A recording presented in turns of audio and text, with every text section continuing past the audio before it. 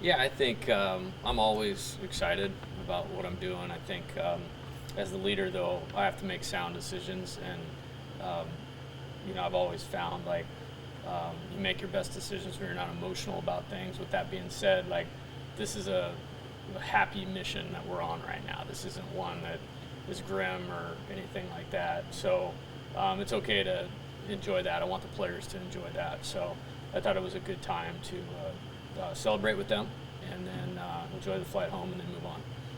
Moving on, Butler back home. What's the mindset, I guess, after a road week like that? Yeah, this is a good weekend for us. You're seeing two very veteran teams facing a really good starting pitcher tomorrow night. So really competitive, older players positionally for both teams. So this isn't just a hey, chalk it up, show up and win. We have to play well. We're gonna have to play well to win. Number one. Number two, talking about this, being a mission, improvement on a daily basis is a foundational thing for us, and there's some things that we need to improve on, which I'm excited about to get out there today and work on, and then take them into the weekend. Strikeouts, one of those things. Yeah, that's a yes and no.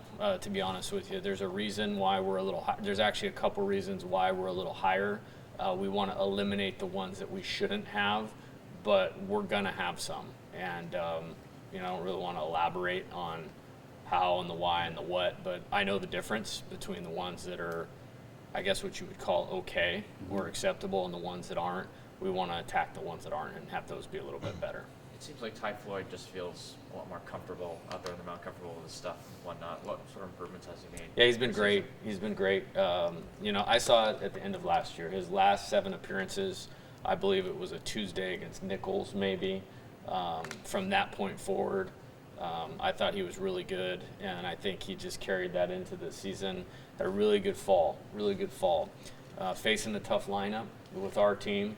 Was a little rocky those couple outings, but he's got enough self-confidence and belief in himself, and has a good plan, and it's been very professional in how he's gone about working at it. That I'm not surprised at all of his elevation, so to speak, in terms of his development.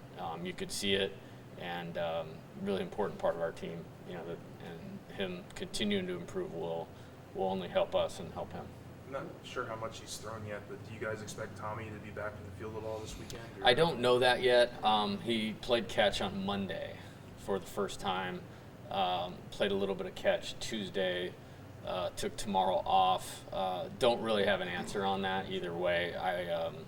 We're hopeful. I mean, we're hopeful that all of them are at 100% and full strength, but we'll work that way back in the manner that it needs to. It's good having a good roster and depth that, it's pretty significant if you looked at it from the outset of how it would affect our team, and it really hasn't. I mean, the infield defense has been great with Ben and Jordan and Gavin particularly. So Jared did a nice job over at first this weekend.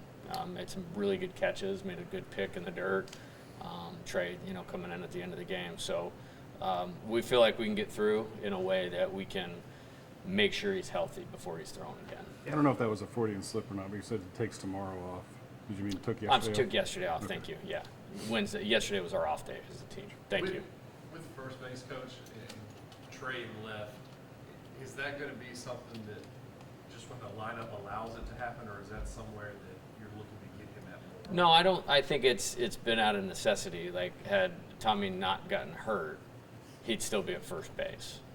With that being said, I don't really have a lot of interest in not having Jared Jones hitting right now. And he's improved a lot defensively. Josh Jordan works with the first baseman, has worked hard with him, and I thought he played great over there for 4 games. And, so it's just more of we take each game a day at a time. Again, you find out about your team, but we're not trying to figure out our team, if that makes sense. And so, it was a little bit of a personnel necessity, and Trey did a good job out there. He made a couple of good catches on Tuesday night, and him being a good athlete and having versatility has allowed us to make these moves. If we didn't have that versatility with Jared or with him, might have made this thing even a little more complicated than it is. But for me, it's just like, hey, let's make a couple adjustments and let's go to work. Before Brady gets in here, we're going to talk to him today. Just what has he meant to you already in the early season? Yeah, he's a great player. Man alive, I'll tell you what. That draft, there's a few that we lost, but that was the battle I was sweating out the most because of the position importance, and really didn't let up, from our draft education meeting that I have with the players that are in that position to, the summer, the morning of day 2, I kept mom and dad on the phone for an hour, literally, and didn't let him off because I knew the impact he could have. Now, with that being said, the improvement between fall baseball and now, or even January 15th and now, is remarkable. And I think the piece that stands out the most, and some guys are like this, they're game players. Trey is very much a game player. Brady is a game player. And so, but what he also did was he elevated the importance of the things he was doing every day, knowing that if you're going to have this important role on the team, you have to be able to be counted on. And there's every coach, every player, every pitcher, they know they can count on him. As a catcher, that's super important.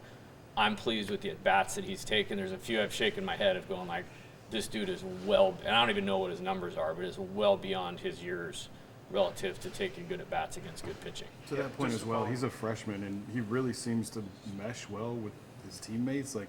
Talks crap to him all the time. Really doesn't seem at all timid or unprepared for the moment. Yeah, I think credit to him and credit to the team, of letting him know where maybe he needed to elevate himself as a player and as a teammate, and then him respecting what it takes to do that and then doing that every day. And then, it's been like a, massive improvement. And when you have ability, that's what happens. You guys will see the same thing happen with Paxton Kling and Gavin Guidry at some point. I mean, they're working their tail off. They're super engaged in what's going on. They've had some success when they've been in there. And so it's good when you have players that are talented, that have a good plan, that start doing things the right way. That's how it goes. And that's what's happened with him. Were you proud of, obviously, the way Thatcher threw on Tuesday, but mainly does the environment in which he did it in heighten that outing? I think for our whole team, I'd say we handled it all very well. It starts on the mound. And, I'm not surprised. He, first inning, little bit of adversity. We made a nice play to get out of it, and that's important. The first inning of the game, defense is really important because the pitcher's trying to settle in, the umpire's trying to settle in, so there's a big double play. But then he took off after that and really just kept the momentum of the game in our dugout. I was rewatching the game yesterday morning, and there was a point where they had thrown 75 more pitches than we had. And that's a credit to him filling up the strike zone. It's a credit to our hitters controlling the strike zone. And ultimately, we got to their 6th guy used in the game where we'd only used 3. And when Nate was throwing the ball as well as he was out of the bullpen, and then Christian in the 9th inning, eventually you feel like you're going to win. And so he helped set us up for that. It was a really, really good performance, and I believe a sign of things to come. Is Christian staying in that role? He's been just nails late in the game. He can do a lot of things. We had him up a couple times the other night, and I tried to steal a few outs because Thatcher was feeling good. I had him kind of targeted for 16 hitters with how their lineup was set up. And then, the 7-hole, so that would be through the 7. The 8-hole only had 1 at bat, and he got him out the first time through the order. So I wanted to go ahead and let him go there. And then the 9-hole with 3-2 count, he got a base hit on a fastball. Didn't really want Kennedy to see him the 3rd time around, and that's when we made a decision to go to Nate. So he got us a couple extra hitters than I anticipated, which was great. I think Nate striking out Kennedy right there was big with a runner on base and 2 outs in the 5th, and then he was phenomenal. He was probably the story of the game, and then allowed us to wait till the 9th for Christian, and we felt like he was the right fit for the leadoff hitter of that inning. And then, man, he looked like he'd done that a billion times. He's been very impressive so far. I don't know that he stays there. We're going to use him where we need to win because we think he's one of our best pitchers. I think you're up, Glenn. Yeah, I mean, just kind of building off Ackenhausen a little bit. He's had two, really solid outings in his, first couple, debuts with you guys. Just what have you liked about him as a kind of another left-handed pitcher that you guys? Yeah, I'll tell you what. I mean, he had video game numbers in junior college, and then you could see the poise, and nothing was going to be too much for him. I had a good fall. The fall game at Louisiana Lafayette, I mean, he was super impressive. I think he faced 9 hitters, struck out 7, and I remember pulling him aside that day, going like, "Hey, like, you're on the right track to be one of our key guys." He's one of those guys that, man, you just can't wait to get in the game. And, we had a close game that first weekend, and you notice we went to him, because of the faith that we had in him. And I mean, the first pitch he threw, like, it was an impressive environment the other night. And I mentioned Thatcher handling it and Christian handling it. I mean, he walked out there, and, I mean, you could see the first fastball, the first slider, is like, this guy's dialed. And it never seemed like we were in trouble when he was on the mound. They had the bunt, which we didn't make the play on, and the guy got to second base, which, but other than that, like, I mean, we were putting a lot of pressure on them, not necessarily offensively, but their pitchers having to go back out there so quick because he kept putting up a fast zero, a fast zero, a fast zero, and I ultimately think that's what set us up to win the game. Pitching-wise, the challenge of, what is it, 5 games in 6 days, yeah. Does that allow you to do some different things? Yeah, I think so. I think one of the positives about the trip, at least as I kind of rewrote it out, is we used 14 pitchers and nobody threw twice. And there's very few staffs in the country that could accomplish that and win 3 games, in 4 and playing 3 Power 5 teams and one of the better mid-majors in the country. So I thought that showcased our depth, and then we're really going to have to count on that, during this stretch here. And again, it's like this is not any kind of blowover weekend or anything. I mean, this team was a regional team, I think, that played LSU in 2021 in Central Connecticut, facing a very good pitcher tomorrow night and a team that has a veteran lineup. And they played Campbell incredibly tough last weekend, who's an NCAA tournament team every year. I think they had the lead late twice. So this is going to be a good weekend for us. I don't want to say you're not piecing it together with the staff, but you're piecing it together in a different way than you had to last year, right? You have more options, you have more ability. Yeah, I think,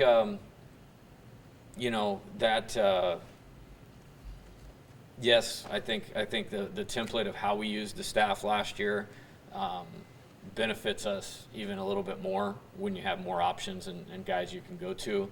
I think figuring out sweet spots is something that we're still having to do. And this will be an ultimate test of that here these next 6 days or this week. My question was, does it afford you, because it's different now, does it afford you an opportunity to focus on a different area of your team, maybe more because you're not as... Well, yeah, I mean, I'm focused on the big picture as the head coach. I mean, it certainly helps when, Wes is invested in the development and the game prep at the level he is with the capabilities that he has. And I think between us, I feel really comfortable about the in-game decisions. I mean, through 8 games, it's flowed exactly how you want it to from my chair. And I would say the same thing with Mark.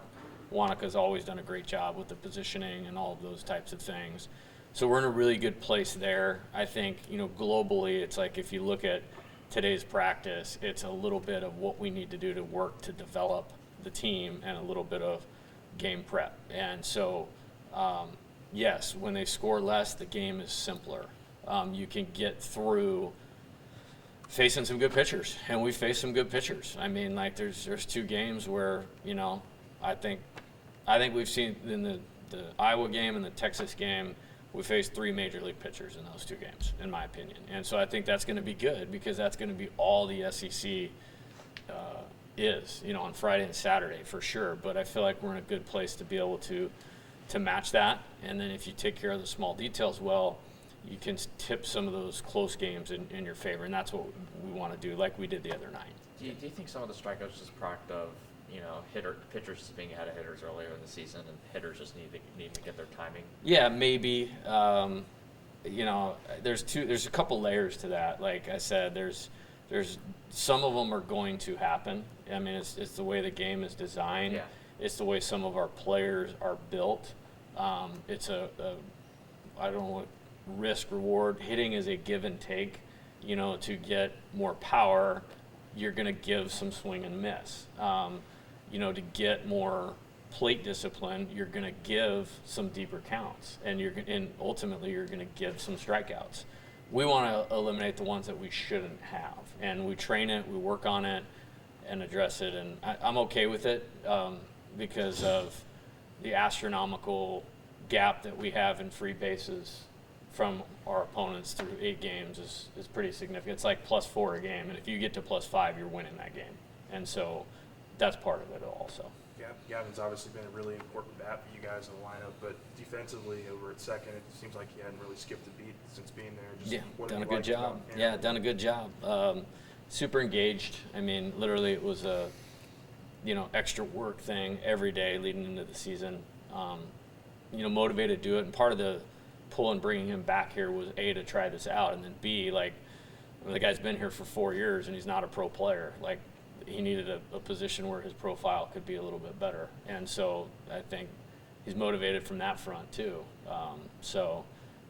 Pleased, very pleased with the work put in to be a good defender. I think he's shown his athleticism a couple more times than maybe we had seen, A, because he wasn't an infielder last year. But B, he's worked hard on his feet and playing low and using his eyes to catch the ball, and has a strong arm from being an outfielder, so he turns the double play well. So it's evolving into something that's, you know, not something we're trying, but it's becoming a thing, and he deserves all the credit for that. Yeah, how much, just as a guy that knows him and has known him for a while, how good of a story is that?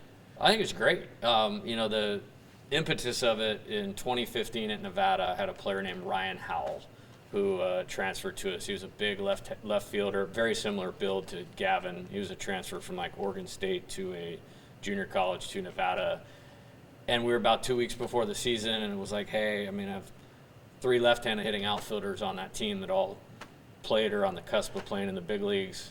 Man, we could really change our lineup. We had a turf field. He was really strong and could play low, so I literally took him out 2 weeks before the season, and we made him a second baseman. And that's, you know, one of the best teams in that school's history. And I tried it at Arizona with J.J. Matajevic, who's in the big leagues with the Astros. That didn't work as well. It's a tough infield to play defense on. But this is a nice field. I thought he would have motivation to do it. He has good leadership skills, so putting him in the middle of the field, it's obviously helped our team kind of in that same way. And then it's, you know, helping him. So I think it's a good thing. And the part of it that I'm most proud of is just it hasn't been healthy till now, since I've been here. And, you know, to keep staying with it and competing and believing in himself, that's, again, and he deserves all the credit for that. Maybe 2 more questions, if anyone has anything? How much in the foreseeable future do you want to get bigger midweek games like that one in Texas, multiple ones throughout the year? You know, I think it's good. Like next year we'll play at Rice before we go to Minute Maid. It's a beautiful ballpark right there in downtown Houston. I think with the SEC expanding, the places that you can go do that are shrinking, you know what I mean, and get that type of deal. You know, it's certainly not like that out west. And, you know, so you can't really go that way. I don't think it's good for our team to go that way anyway, because the time difference when you come back, it doesn't make any sense. It would have to be a real special circumstance if we were going to go do that. You know, I'm not real familiar with the ACC in baseball, to be honest with you. Louisville would be the one that would pop to my head, but it's a little cold this time of year, so that's not a great option either. So, you know, Big 12, you know, we could investigate doing that. I think maybe diversifying the schedule as best we can is good, and there's a reason that I like playing in these tournaments in Texas, that we'll continue to do that. But those are neutral site games. I do think that one Tuesday was pinpointed so that we go on the road in the SEC. Like we've been there, done that. And, you know, I think, you know, like guys like Jordan, who they've done it for 2 years, that's not a deal for them. And I think we showed our experience in that game. But I think for the young players, it was really, really beneficial. Can you see where there should be some more neutral site tournaments like that other than in Texas? Maybe somewhere else in the South? Yeah, I think, you know, maybe Florida somewhere would be the other one, but you get the rain situation. I think for us, it's just like there's a lot of good baseball players in that state, and I want purple and gold on their mind. And so for us to go in there and have players coming to watch us, and Derek Mitchell is one of our best recruits for next year, came to the game on Sunday, and there were others that came out to the game, or at least they said they were coming out to the game. So that's probably the main reason behind that. And then the travel's not too tough. It's like we can get on the road, spend a week in a hotel, but I mean, charter flights are awesome. we're back here in an hour and 5 minutes on Tuesday Did night. the Texas game come about because they saw that y'all were going to be in Round Rock? No, I just called Coach Pierce. I like playing there too. I played there in 20. Did it at midweek in Arizona in 20. Thought it was good for that team. It was right before COVID, so we didn't get the benefit of it. But thought it would be a good thing knowing we were going to Round Rock, and glad it worked out the way that it did. So anyone else had a question? You had a Yeah. question? What has been the most impressive thing about Jared Jones so far? Yeah, I think he hasn't really let the game speed up on him. I mean, we've hit him in key spots in the order, no matter where he's. I mean, every spot's a key spot in our order, and I don't think he's really let the game speed up on him. I think it's taken outstanding pitching to get him out. I think his plate discipline has been really good, and we said, hey, big boy, we got to move you over to first base for, we'll see for how long, but I thought he handled himself tremendously. He played great this weekend, and have good leadership in the infield with like Jordan certainly helps that, but I don't think anything's been too big from him. I think he's bounced back from failure really well, and that's one thing you don't know, no matter how talented a young player is, until they do that, and he's done that really well.